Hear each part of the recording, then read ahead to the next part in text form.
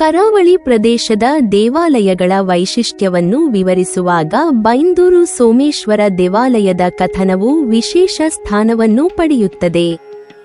8ನೇ ಶತಮಾನದಿಂದ 16ನೇ ಶತಮಾನಗಳವರೆಗೆ ನಿರ್ಮಾಣವಾದ ದೇವಾಲಯಗಳು ತಮ್ಮದೇ ಆದ ವಾಸ್ತುಶಿಲ್ಪದ ಶೈಲಿಯನ್ನು ಹೊಂದಿದ್ದು, ವಿಜಯನಗರ ಕಾಲಘಟ್ಟದ ಪ್ರಭಾವವನ್ನು ಸ್ಪಷ್ಟವಾಗಿ ತೋರಿಸುತ್ತವೆ. ಬೈಂದೂರು ಎಂಬುದು ಮಂಗಳೂರಿನಿಂದ ಮುರುಡೇಶ್ವರ ಅಥವಾ ಗೋಕರ್ಣದತ್ತ ಹೋಗುವ ಮಾರ್ಗದಲ್ಲಿ ಬರುವ ಒಂದು ಸುಂದರ ಊರು. ಕಡಲ ತಟದಲ್ಲಿ ನೆಲೆಸಿರುವ ಈ ಊರು ಸದಾಕಾಲ ಹಸಿರಿನಿಂದ ಕೂಡಿದ್ದು, ಪ್ರಕೃತಿಯ ಮಡಿಲಲ್ಲಿ ನೆಲೆಸಿರುವುದರಿಂದ ಭಕ್ತರ ಮನಸ್ಸಿಗೆ ಶಾಂತಿಯನ್ನು ನೀಡುತ್ತದೆ. ಇಲ್ಲಿನ ಜನರು ಈ ಊರನ್ನು ಶಿವನ ಅನುಗ್ರಹವುಳ್ಳ ಊರೆಂದು, ಪರಶುರಾಮರ ರಕ್ಷಣೆಯ ಊರೆಂದು ನಂಬುತ್ತಾರೆ. ಈ ನಂಬಿಕೆಗೆ ಸಾಕ್ಷಿಯಾಗಿ ಇಲ್ಲಿರುವ ಸೋಮೇಶ್ವರ ದೇವಾಲಯವು ಸಮುದ್ರದ ತಟದಲ್ಲೇ ನಿರ್ಮಾಣಗೊಂಡಿದೆ. ಪ್ರತಿದಿನ ಸಮುದ್ರದ ಅಲೆಗಳು ದೇವಸ್ಥಾನದ ಗೋಡೆಗಳಿಗೆ ಬಡಿದು ಹಿಂದಕ್ಕೆ ಹೋಗುವ ದೃಶ್ಯವು ಭಕ್ತರ ಮನಸ್ಸನ್ನು ಆಕರ್ಷಿಸುತ್ತದೆ. ಸೋಮೇಶ್ವರ ಎಂಬುದು ಶಿವನ ಹೆಸರು. ಈ ಸನ್ನಿಧಾನದಲ್ಲಿ ಪರಶಿವನ ದರ್ಶನವನ್ನು ಪಡೆದರೆ ಭಕ್ತರ ಇಷ್ಟಾರ್ಥಗಳು ಈಡೇರುತ್ತವೆ ಎನ್ನುವುದು ಇಲ್ಲಿನ ಜನರ ನಂಬಿಕೆ. ಪ್ರತಿ ಸೋಮವಾರ ಹಾಗೂ ಶಿವನಿಗೆ ಸಂಬಂಧಿಸಿದ ವಿಶೇಷ ದಿನಗಳಲ್ಲಿ ಊರಿನ ಜನರು ಇಲ್ಲಿಗೆ ಭೇಟಿ ನೀಡಿ ಶಿವನ ಆಶೀರ್ವಾದವನ್ನು ಪಡೆಯುತ್ತಾರೆ. ವರ್ಷಕ್ಕೊಮ್ಮೆ ನಡೆಯುವ ಉತ್ಸವವು ಊರಿನ ಪ್ರತಿಯೊಂದು ಬೀದಿಗಳಲ್ಲಿ ಸಂಭ್ರಮವನ್ನು ಹರಡುತ್ತದೆ. ಮಳೆಯ ಅಬ್ಬರ ಹೆಚ್ಚಾದಾಗ ಭಕ್ತರು ಶಿವನಿಗೆ ವಿಶೇಷ ಪ್ರಾರ್ಥನೆ ಸಲ್ಲಿಸುವ ಮೂಲಕ ಮಳೆಯ ತೀವ್ರತೆಯನ್ನು ಕಡಿಮೆ ಮಾಡುತ್ತಾರೆ ಎನ್ನುವ ನಂಬಿಕೆಯಿದೆ. ಮಳೆ ಬಾರದೇ ಇದ್ದಾಗ ಶಿವನಿಗೆ ಎಳನೀರಿನ ಅಭಿಷೇಕ ಮಾಡಿದರೆ ಮಳೆ ಸುರಿಯುತ್ತದೆ ಎಂಬ ನಂಬಿಕೆ ಕೂಡ ಇಲ್ಲಿದೆ. ಮದುವೆಯಾದ ನವ ದಂಪತಿಗಳು ಇಲ್ಲಿ ಪೂಜೆ ಮಾಡಿದರೆ ದಾಂಪತ್ಯ ಸುಖವಾಗುತ್ತದೆ.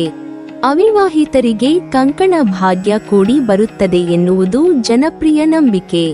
ಬೈಂದೂರು ದೇವಾಲಯವು ಕೇವಲ ಧಾರ್ಮಿಕ ಕೇಂದ್ರವಲ್ಲ, ಇದು ಐತಿಹಾಸಿಕವಾಗಿ ಪ್ರಸಿದ್ಧಿ ಪಡೆದ ಸ್ಥಳವೂ ಆಗಿದೆ. ವಿಜಯನಗರ ಕಾಲಘಟ್ಟದ ವಾಸ್ತುಶಿಲ್ಪದ ಪ್ರಭಾವವನ್ನು ಹೊಂದಿರುವ ಈ ದೇವಾಲಯವು ಸಮುದ್ರದ ತಟದಲ್ಲಿರುವುದರಿಂದ ವಿಶೇಷ ಆಕರ್ಷಣೆಯಾಗಿದೆ. ಸಮುದ್ರದ ಅಲೆಗಳು ದೇವಾಲಯದ ಗೋಡೆಗಳಿಗೆ ಬಡಿದು ಹಿಂದಕ್ಕೆ ಹೋಗುವ ದೃಶ್ಯವು ಭಕ್ತರ ಮನಸ್ಸಿನಲ್ಲಿ ಭಕ್ತಿ ಹಾಗೂ ಭಯಭಕ್ತಿಯನ್ನು ಉಂಟುಮಾಡುತ್ತದೆ. ಈ ಸ್ಥಳಕ್ಕೆ ಪರಶುರಾಮರ ಆಶೀರ್ವಾದವಿದೆ ಎನ್ನುವ ನಂಬಿಕೆ ಜನರಲ್ಲಿ ಗಾಢವಾಗಿದೆ. ಬೈಂದೂರು ಊರಿನ ಜನರು ತಮ್ಮ ಜೀವನದ ಪ್ರತಿಯೊಂದು ಹಂತದಲ್ಲೂ ಸೋಮೇಶ್ವರನನ್ನು ನೆನೆದು ಪ್ರಾರ್ಥಿಸುತ್ತಾರೆ. ಮಳೆ, ಮದುವೆ, ದಾಂಪತ್ಯ, ಜೀವನದ ಸುಖ ದುಃಖಗಳಲ್ಲಿಯೂ ಸೋಮೇಶ್ವರನ ಸನ್ನಿಧಾನವು ಅವರಿಗೆ ಶಕ್ತಿ ನೀಡುತ್ತದೆ. ಈ ದೇವಾಲಯವು ಕೇವಲ ಧಾರ್ಮಿಕ ಕೇಂದ್ರವಲ್ಲ, ಇದು ಜನರ ನಂಬಿಕೆ, ಭಕ್ತಿ, ಸಂಸ್ಕೃತಿ, ಪರಂಪರೆಗಳ ಸಂಕೇತವಾಗಿದೆ. ಕರಾವಳಿ ಪ್ರದೇಶದ ದೇವಾಲಯಗಳ ವೈಶಿಷ್ಟ್ಯವನ್ನು ತಿಳಿಯಲು ಬೈಂದೂರು ಸೋಮೇಶ್ವರ ದೇವಾಲಯವು ಅತ್ಯಂತ ಮಹತ್ವದ ಸ್ಥಳವಾಗಿದೆ. ಈ ರೀತಿಯಾಗಿ ಬೈಂದೂರು ಸೋಮೇಶ್ವರ ದೇವಾಲಯವು ಕರಾವಳಿ ಪ್ರದೇಶದ ದೇವಾಲಯಗಳ ವೈಶಿಷ್ಟ್ಯವನ್ನು ಪ್ರತಿಬಿಂಬಿಸುವುದರ ಜೊತೆಗೆ ಜನರ ನಂಬಿಕೆ, ಭಕ್ತಿ, ಸಂಸ್ಕೃತಿ, ಪರಂಪರೆಗಳ ಸಂಕೇತವಾಗಿ ಉಳಿದಿದೆ. ಸಮುದ್ರದ ತಟದಲ್ಲಿರುವ ಈ ದೇವಾಲಯವು ಪ್ರಕೃತಿಯ ಸೌಂದರ್ಯವನ್ನು, ಭಕ್ತಿಯ ಶ್ರದ್ಧೆಯನ್ನು, ಐತಿಹಾಸಿಕ ಹಿನ್ನೆಲೆಯನ್ನು ಒಂದೇ ಸಮಯದಲ್ಲಿ ತೋರಿಸುವ ಅಪರೂಪದ ಸನ್ನಿಧಾನವಾಗಿದೆ. ಈ ಊರಿನ ಜನರ ನಂಬಿಕೆಗಳು, ಅವರ ಭಾವನೆಗಳು, ಅವರ ಜೀವನದ ಪ್ರತಿಯೊಂದು ಘಟನೆಗಳು ಶಿವನ ಕೃಪೆ ಮತ್ತು ಶಿವನ ಕೋಪದೊಂದಿಗೆ ನೇರವಾಗಿ ಸಂಬಂಧ ಹೊಂದಿವೆ ಎಂದು ಹೇಳುವಂತಹ ಕಥೆಗಳು ಇಲ್ಲಿನ ಸಂಸ್ಕೃತಿಯ ಭಾಗವಾಗಿವೆ. ಏನೇ ಒಳಿತಾದರೂ ಅದು ಶಿವನ ಅನುಗ್ರಹ, ಏನೇ ಅವಘಡವಾದರೂ ಅದು ಶಿವನ ಮುನಿಸು ಎಂಬ ದೃಢ ನಂಬಿಕೆಯು ಪೀಳಿಗೆಯಿಂದ ಪೀಳಿಗೆಗೆ ಹರಿದು ಬಂದಿದೆ.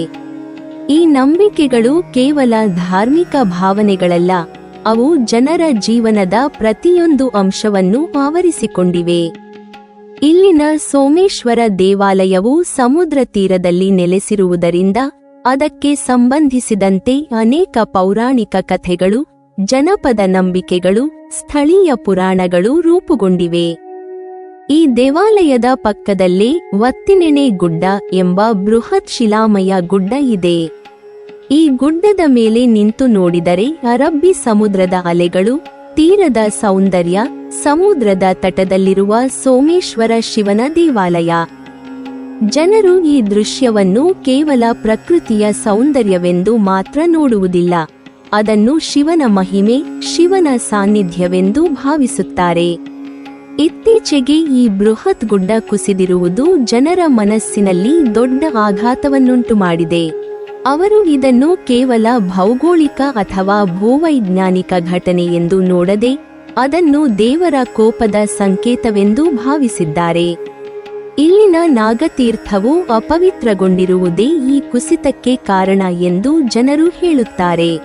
ನಾಗದೇವತೆಗಳಿಗೆ ಸರಿಯಾದ ಗೌರವ ನೀಡದ ಕಾರಣ, ನಾಗತೀರ್ಥವನ್ನು ಅಪವಿತ್ರಗೊಳಿಸಿದ ಕಾರಣ ನಾಗದೇವರು ಕೋಪಗೊಂಡು ಈ ಗುಡ್ಡ ಕುಸಿದಿದೆ ಎಂಬ ನಂಬಿಕೆ ಜನರಲ್ಲಿ ಗಾಢವಾಗಿದೆ.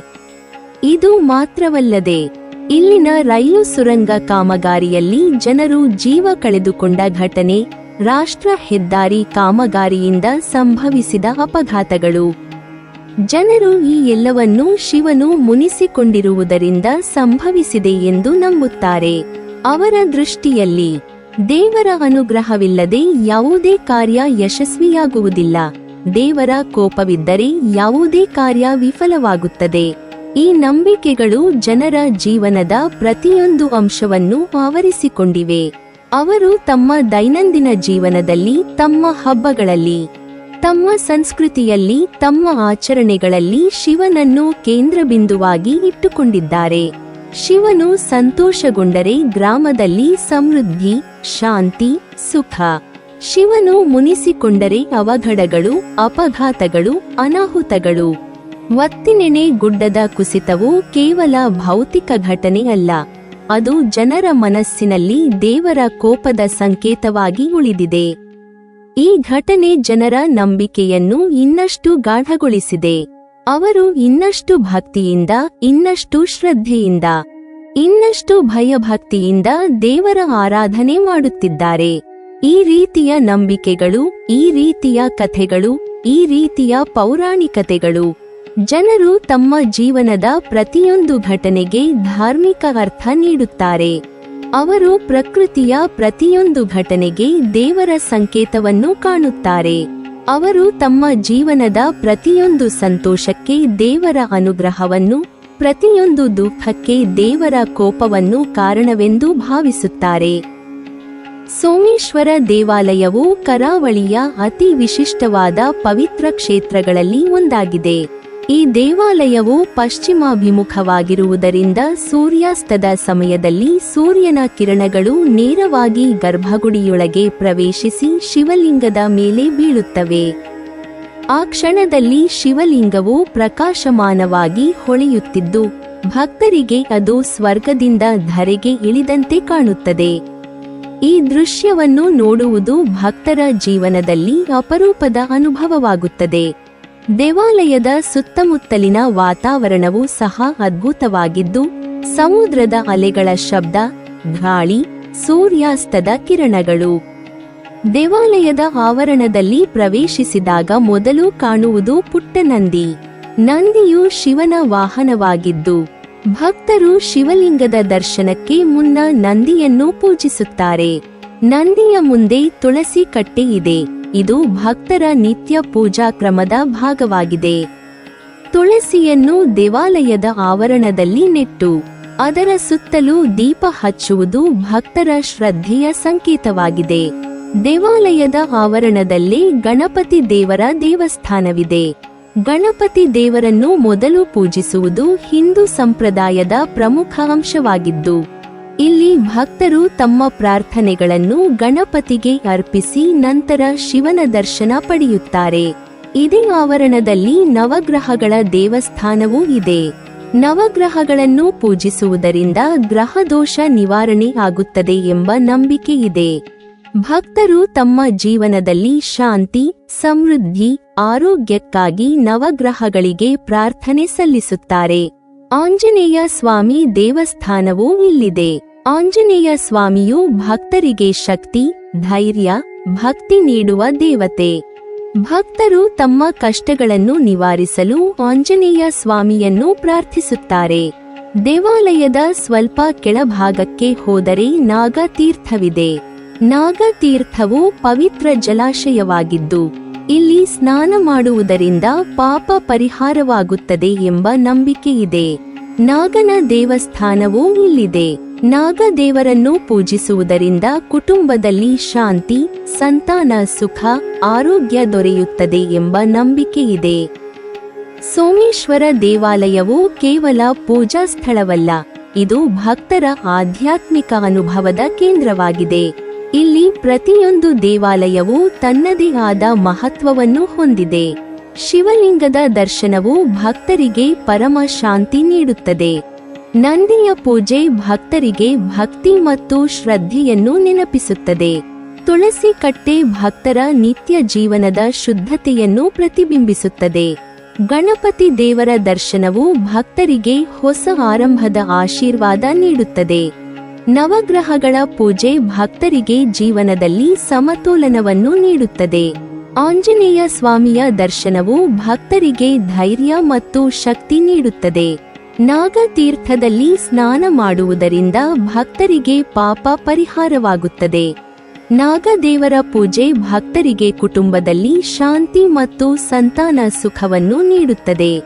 ಸೋಮೇಶ್ವರ ದೇವಾಲಯವು ಸಮುದ್ರ ತೀರದಲ್ಲಿರುವುದರಿಂದ ಭಕ್ತರಿಗೆ ಪ್ರಕೃತಿ ಮತ್ತು ಆಧ್ಯಾತ್ಮಿಕತೆಯ ಸಂಯೋಜನೆಯನ್ನು ಅನುಭವಿಸಲು ಅವಕಾಶ ನೀಡುತ್ತದೆ. ಸಮುದ್ರದ ಅಲೆಗಳ ಶಬ್ದ, ಗಾಳಿ, ಸೂರ್ಯಾಸ್ತದ ಕಿರಣಗಳು. ಭಕ್ತರು ಇಲ್ಲಿ ತಮ್ಮ ಜೀವನದ ಕಷ್ಟಗಳನ್ನು ಮರೆಯುತ್ತಾರೆ ಮತ್ತು ದೇವರ ದರ್ಶನದಿಂದ ಶಾಂತಿ, ಸಂತೋಷ, ಸಮಾಧಾನವನ್ನು ಪಡೆಯುತ್ತಾರೆ. ಈ ದೇವಾಲಯವು ಗೋಕರ್ಣವನ್ನು ಹೊರತುಪಡಿಸಿ ಪಶ್ಚಿಮಾಭಿಮುಖವಾಗಿರುವ ಏಕೈಕ ಶಿವ ದೇವಾಲಯವಾಗಿರುವುದರಿಂದ ಇದರ ಮಹತ್ವ ಇನ್ನಷ್ಟು ಹೆಚ್ಚಾಗಿದೆ. ಸೂರ್ಯಾಸ್ತದ ಸಮಯದಲ್ಲಿ ಶಿವಲಿಂಗದ ಮೇಲೆ ಬೀಳುವ ಸೂರ್ಯನ ಕಿರಣಗಳು ಭಕ್ತರಿಗೆ ಪರಮಾತ್ಮನ ಸಾನ್ನಿಧ್ಯವನ್ನು ಅನುಭವಿಸಲು ಅವಕಾಶ ನೀಡುತ್ತದೆ. ಈ ಅನುಭವವು ಭಕ್ತರ ಜೀವನದಲ್ಲಿ ಮರೆಯಲಾಗದ ನೆನಪಾಗಿ ಉಳಿಯುತ್ತದೆ. ಈ ದೇವಾಲಯವು ಕೇವಲ ಧಾರ್ಮಿಕ ಸ್ಥಳವಲ್ಲ, ಇದು ಭಕ್ತರ ಆಧ್ಯಾತ್ಮಿಕ ಯಾತ್ರೆಯ ಕೇಂದ್ರವಾಗಿದೆ. ಇಲ್ಲಿ ಪ್ರತಿಯೊಂದು ದೇವಾಲಯವೂ ತನ್ನದೇ ಆದ ಮಹತ್ವವನ್ನು ಹೊಂದಿದೆ. ಶಿವಲಿಂಗದ ದರ್ಶನವು ಭಕ್ತರಿಗೆ ಪರಮ ಶಾಂತಿ ನೀಡುತ್ತದೆ. ನಂದಿಯ ಪೂಜೆ ಭಕ್ತರಿಗೆ ಭಕ್ತಿ ಮತ್ತು ಶ್ರದ್ಧೆಯನ್ನು ನೆನಪಿಸುತ್ತದೆ. ತುಳಸಿ ಕಟ್ಟೆ ಭಕ್ತರ ನಿತ್ಯ ಜೀವನದ ಶುದ್ಧತೆಯನ್ನು ಪ್ರತಿಬಿಂಬಿಸುತ್ತದೆ. ಗಣಪತಿ ದೇವರ ದರ್ಶನವು ಭಕ್ತರಿಗೆ ಹೊಸ ಆರಂಭದ ಆಶೀರ್ವಾದ ನೀಡುತ್ತದೆ. ನವಗ್ರಹಗಳ ಪೂಜೆ ಭಕ್ತರಿಗೆ ಜೀವನದಲ್ಲಿ ಸಮತೋಲನವನ್ನು ನೀಡುತ್ತದೆ. ಆಂಜನೇಯ ಸ್ವಾಮಿಯ ದರ್ಶನವು ಭಕ್ತರಿಗೆ ಧೈರ್ಯ ಮತ್ತು ಶಕ್ತಿ ನೀಡುತ್ತದೆ. ನಾಗತೀರ್ಥದಲ್ಲಿ ಸ್ನಾನ ಮಾಡುವುದರಿಂದ ಭಕ್ತರಿಗೆ ಪಾಪ ಪರಿಹಾರವಾಗುತ್ತದೆ. ನಾಗದೇವರ ಪೂಜೆ ಭಕ್ತರಿಗೆ ಕುಟುಂಬದಲ್ಲಿ ಶಾಂತಿ ಮತ್ತು ಸಂತಾನ ಸುಖವನ್ನು ನೀಡುತ್ತದೆ. ಸೋಮೇಶ್ವರ ದೇವಾಲಯವು ಭಕ್ತರ ಜೀವನದಲ್ಲಿ ಆಧ್ಯಾತ್ಮಿಕ ಬೆಳಕನ್ನು ಹರಡುವ ಪವಿತ್ರ ಕ್ಷೇತ್ರವಾಗಿದೆ.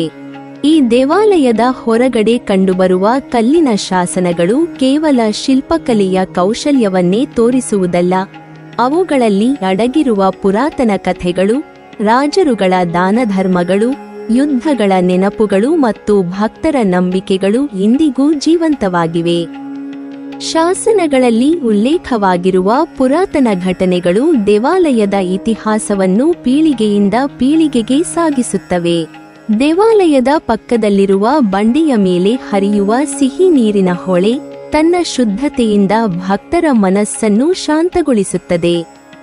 ಈ ಹೊಳೆ ಬಂಡೆಗಳೊಳಗೆ ಕಣ್ಮರೆಯಾಗುವುದು ಪ್ರಕೃತಿಯ ಅದ್ಭುತ ಆಟವಂತೆ ಕಾಣುತ್ತದೆ. ಹೊಳೆ ಅರಬ್ಬಿ ಸಮುದ್ರವನ್ನು ಸೇರುವಾಗ ಸಮುದ್ರದ ಅಲೆಗಳು ಭಗವಂತನ ಪಾದಗಳನ್ನು ತೊಳೆಯುತ್ತಿರುವಂತೆ ಭಕ್ತರಿಗೆ ಭಾವನೆ ಮೂಡುತ್ತದೆ. ಈ ದೃಶ್ಯವು ಭಕ್ತರ ಮನಸ್ಸಿನಲ್ಲಿ ದೈವಿಕತೆಯ ಅನುಭವವನ್ನು ಹೆಚ್ಚಿಸುತ್ತದೆ. ಪುರಾಣಗಳಲ್ಲಿ ಉಲ್ಲೇಖವಾಗಿರುವಂತೆ ಲಂಕೆಗೆ ಹೊರಟ ಶ್ರೀರಾಮನು ತನ್ನ ಸೇನೆಯೊಂದಿಗೆ ಈ ತೀರದಲ್ಲಿ ವಿಶ್ರಾಂತಿ ಪಡೆದಿದ್ದಾನೆ. ಆ ಸಮಯದಲ್ಲಿ ಶಿವದರ್ಶನ ಪಡೆದ ಸಂಕೇತವಾಗಿ ಸೋಮೇಶ್ವರ ದೇವಾಲಯವನ್ನು ಸ್ಥಾಪಿಸಿದನೆಂದು ಜನಪ್ರವಾದ ಹೇಳುತ್ತದೆ. ಈ ಕಥೆ ಭಕ್ತರ ಹೃದಯದಲ್ಲಿ ರಾಮನ ಭಕ್ತಿ ಶಕ್ತಿಯ ಸಂಕೇತವಾಗಿ ಉಳಿದಿದೆ. ತೀರದಲ್ಲಿರುವ ನಾಗತೀರ್ಥವು ಮತ್ತೊಂದು ಪ್ರಕೃತಿ ವೈಚಿತ್ರ್ಯ. ವರ್ಷಪೂರ್ತಿ ನೀರು ತುಂಬಿಕೊಂಡಿರುವ ಪುಟ್ಟ ಕುಂಡವು ಭಕ್ತರಿಗೆ ಆಶ್ಚರ್ಯವನ್ನುಂಟು ಮಾಡುತ್ತದೆ. ಕುಂಡಕ್ಕೆ ಹೊಂದಿಕೊಂಡಿರುವ ಗುಹೆಯಿಂದ ನಿರಂತರವಾಗಿ ನೀರು ಹರಿಯುವುದು ಪ್ರಕೃತಿಯ ಅಚ್ಚರಿಯ ಸಂಗತಿ. ಗುಹೆಯ ಮೇಲ್ಭಾಗದಲ್ಲಿ ಬೃಹತ್ ಶಿಲಾಪರ್ವತವಿದ್ದು ಅದರ ಸುತ್ತಮುತ್ತ ಬೆಳೆದಿರುವ ಕೇದಗೆ ಬನವು ತನ್ನ ಹಸಿರು ಸೌಂದರ್ಯದಿಂದ ಎಲ್ಲರ ಮನಸ್ಸನ್ನು ಸೆಳೆಯುತ್ತದೆ. ಈ ಬನವು ದೇವಾಲಯದ ಸುತ್ತಮುತ್ತಲಿನ ವಾತಾವರಣವನ್ನು ಇನ್ನಷ್ಟು ಪವಿತ್ರಗೊಳಿಸುತ್ತದೆ. ನೀವಿನ್ನೂ ನಮ್ಮ ಚಾನಲನ್ನು ಸಬ್ಸ್ಕ್ರೈಬ್ ಮಾಡಿಲ್ವಾ? ಹಾಗಾದರೆ ಈ ಕೂಡಲೇ ನಮ್ಮ ಇತಿಹಾಸ ದರ್ಶನ ಚಾನಲ್ ಅನ್ನು ಸಬ್ಸ್ಕ್ರೈಬ್ ಮಾಡಿ ಮತ್ತು ಪಕ್ಕದಲ್ಲಿರುವ ಬೆಲ್ ಐಕಾನ್ ಅನ್ನು ಪ್ರೆಸ್ ಮಾಡಿದರೆ ನಮ್ಮ ಹೊಸ ವಿಡಿಯೋಗಳನ್ನು ನೋಡಬಹುದು.